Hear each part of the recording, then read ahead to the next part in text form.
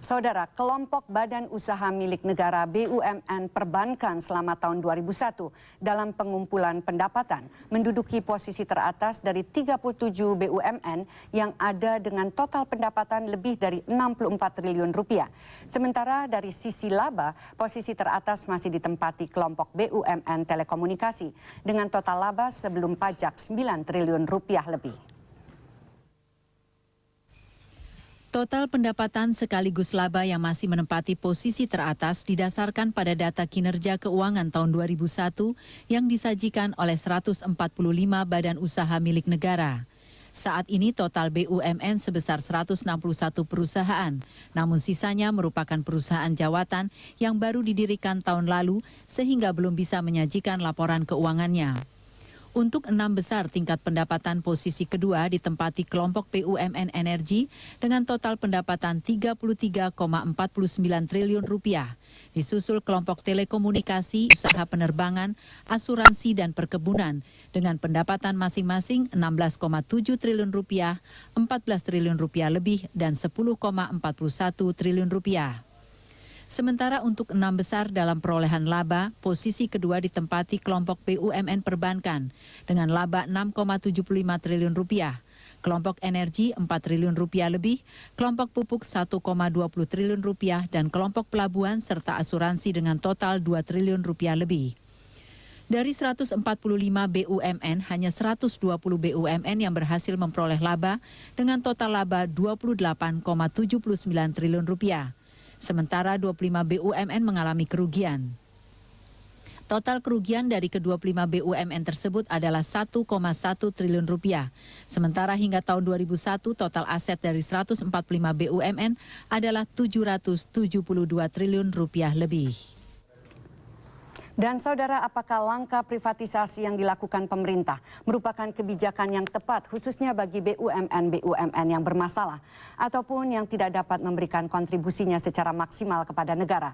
Seperti halnya yang telah dikemukakan Menteri Negara BUMN Laksamana Soekardi bahwa kinerja BUMN relatif rendah dan masih ada 134 BUMN yang tidak maksimal. Selama ini pemerintah menilai hanya BUMN di bidang perbankan saja yang masih bertahan bahkan bisa memberikan pendapatan kepada negara sebesar 64,17 triliun rupiah. Untuk membahas masalah ini telah hadir di Studio 6 TVRI siang ini dua narasumber kami, pakar ekonomi makro Dr. Banas Silalahi dan praktisi hukum ekonomi Petrus Loyani. Selamat siang Bapak-Bapak, selamat datang di Studio 6 bergabung dengan Berita Siang TVRI. Dan tentunya ini menarik masalah privatisasi ini Pak. Walaupun kemarin kami wawancara dengan Bapak Kemal Syamsuddin dan juga Bapak Pande, khususnya Pak Kemal mengatakan ya itulah salah satu-satunya harta kita sekarang yang untuk dipergunakan baik untuk memperbaiki kinerja anggaran kita dan juga tentunya untuk memperbaiki BUMN. Tapi saya ingin bertanya kepada Bapak berdua ini, melihat kebijakan pemerintah, masalah privatisasi BUMN ini sendiri Pak Banas melihatnya bagaimana? Saya melihatnya itu sebagai langkah yang fatalis ya.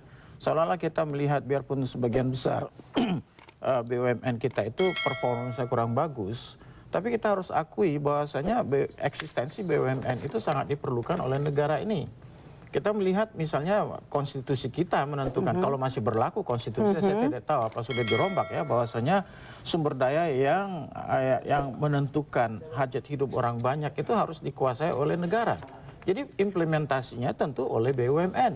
Nah, mengapa performance daripada BUMN itu sangat jelek sekali? Itu tergantung kepada manajemen kok.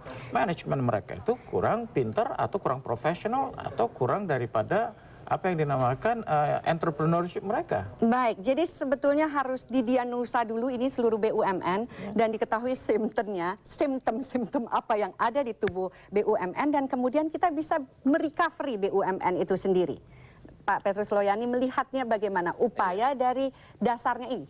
Oke, jadi saya ada 3 hal ya, 3 alasan yang mengapa saya pribadi setuju bahwa dilakukan privatisasi terhadap BUMN.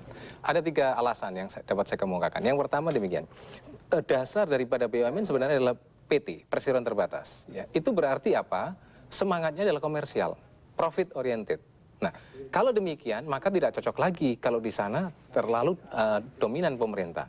Maka dia harus menjadi profesional manajemen dan benar-benar harus dilepas ya untuk boleh bertarung secara profesional.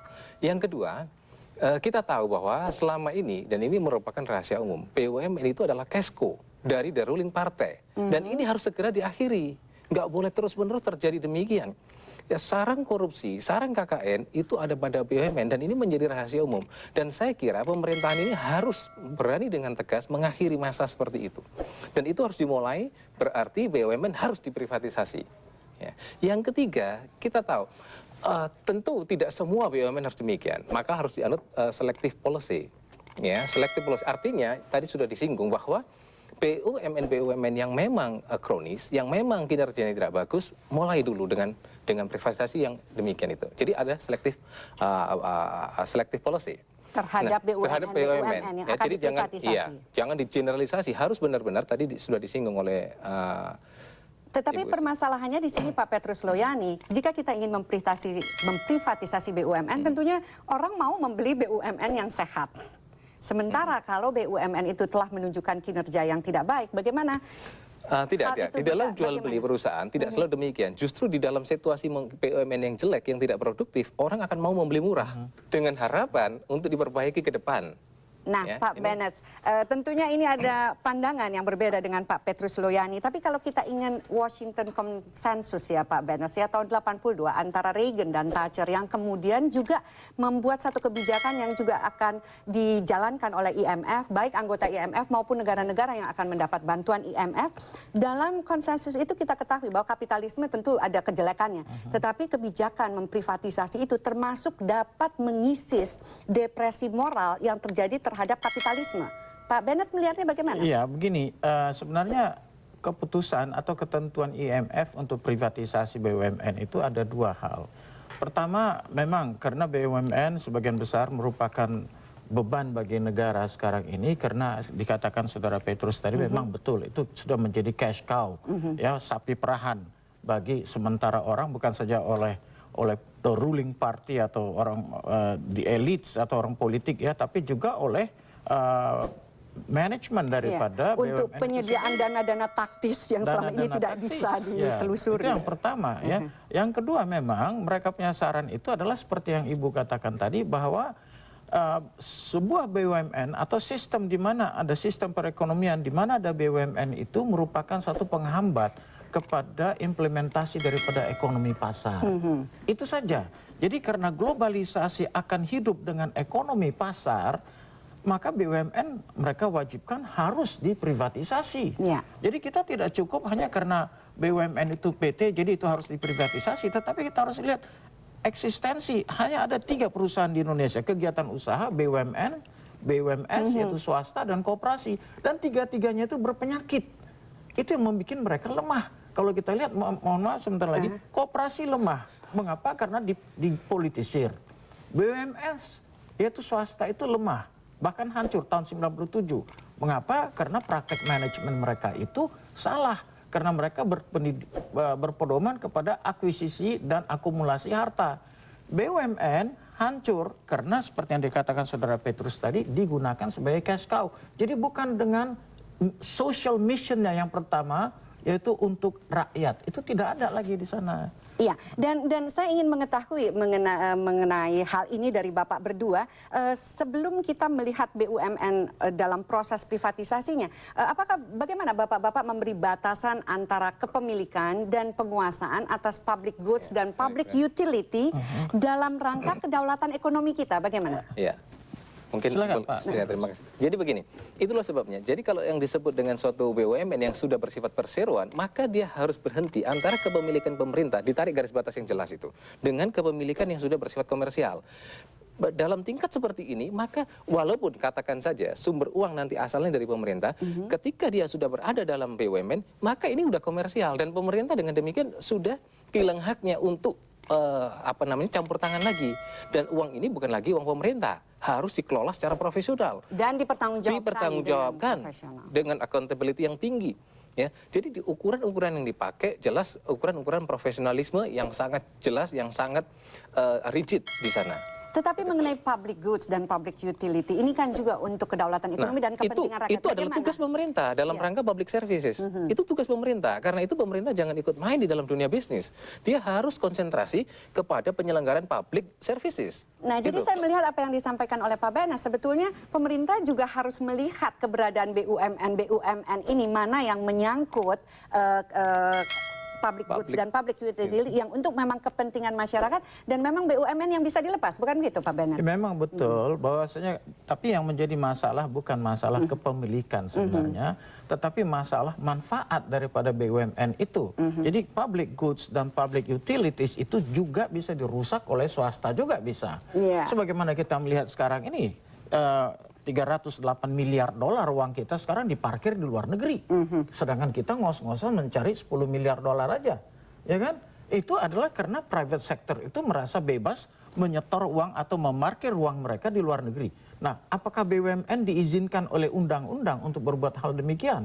Nah, itulah yang saya namakan bahwa BUMN itu kita perlukan sebagai buffer. Ya, sebagai penangkal.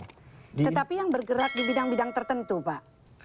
Ya mungkin, ya itulah saya bilang di bidang tertentu yang menguasai hajat hidup orang banyak. Itu yang saya sebut dengan selective policy itu Pak. Ya, itu oke. Jadi kalau yang menguasai hajat hidup orang banyak, di sana peranan pemerintah masih kuat, tetapi itu sudah merupakan public services. Jadi masih sosial itu harus nirlaba itu. Jadi kita bisa melihat ya, jadi sampai dari penjelasan Bapak berdua, sebetulnya privatisasi bisa disetujui selama itu memang selektif dan memang benar-benar ketahuan mana yang menguasai hajat hidup banyak dan menjamin kedaulatan ekonomi kita. Tetapi masalahnya Pak Benet tadi sudah menyentuh, ini masalah diagnosanya, nih simptomnya apa? Kan sebetulnya di masalah rekrutmen dan manajemen ini. Iya, manajemen simple kok. Tapi kan itu tidak mungkin bisa baik, ya. Manakala jika tidak dilepaskan dari campur tangan the ruling party, kekuasaan. Bagaimana Pak Benet? Maaf ya, mungkin the ruling party ini memang harus ada rule of the game lah. Terus, tapi kita kan tidak ada rule of the game sekarang ini. Jadi kalau ada kita secara sadar kita mempunyai rule of the game, whoever is the ruling party itu maunya jangan menggerogoti cash cow yang dikatakan Saudara Petrus tadi. Tetapi dibiarkanlah itu untuk kepentingan rakyat, saya katakan masyarakat banyak. Yaitu sebagai buffer tadi, membuka lowongan pekerjaan dan sebagainya itu. Karena kalaupun kita privatisasi, berapa besar sih keuntungan kita? Kita lihat BCA.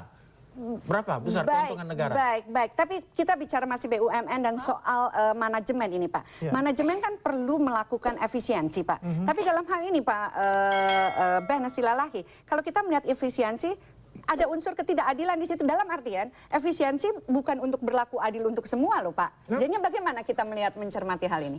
Profesionalisme, saya sedang mengatakan profesionalisme, kalau di profesionalisme itu etika dan moral terdapat di dalamnya.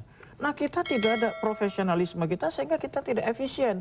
Bayangkan satu BUMN, misalnya yang berkedudukan di Sumatera, tahu-tahu dia mempunyai kantor misalnya entah di mana, di Singapura misalnya begitu kan, di mana bolak-balik manajer itu ke Singapura.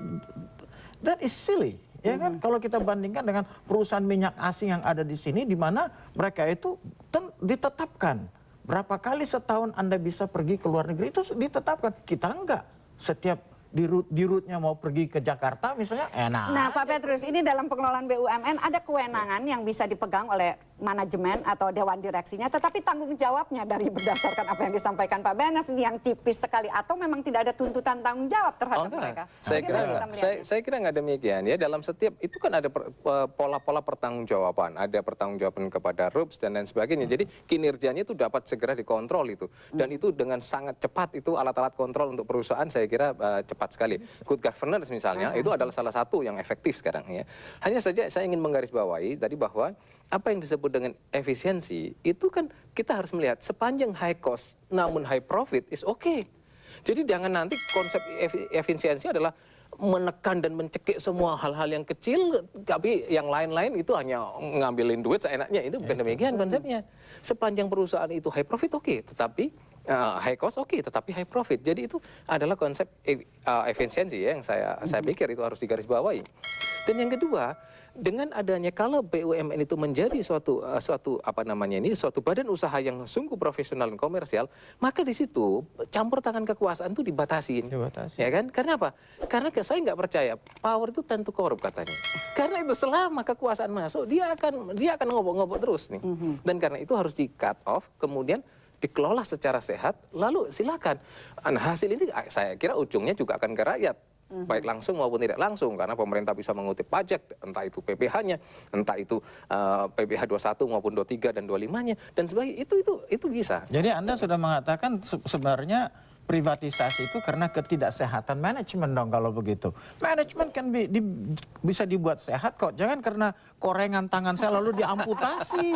Tapi ini persoalannya kronis ini, Pak. Ini persoalan. Baik, silakan dibuka kekronisannya pada siang hari ini agar program privatisasi ini memang memenuhi targetnya dengan persyaratan-persyaratan yang telah dilakukan begitu. Saya melihat begini ya, saya memilih antara diprivatisasi atau dibiarkan menjadi suatu situasi yang penuh syarat dengan KKN. Ini persoalan pilihan yang sangat ini. Dan dari mana kita mulai? Saya memilih bahwa kita harus melakukan suatu garis batas yang sangat jelas. Itu kita harus mulai dengan sebagai suatu permulaan. Kalau tanpa itu, saya percaya bahwa apapun yang ditaruh di sana, kurang profesional apa sih orang-orang yang di BUMN sebenarnya? Mereka cukup pandai disekolahkan ke luar negeri, cukup ini ya kampion semua di situ. Tapi karena environment-nya tidak sehat, ya karena campur tangannya dan intervensi begitu banyak, saya yakin tetap saja menjadi lemah lagi dan menjadi buruk lagi kinerjanya.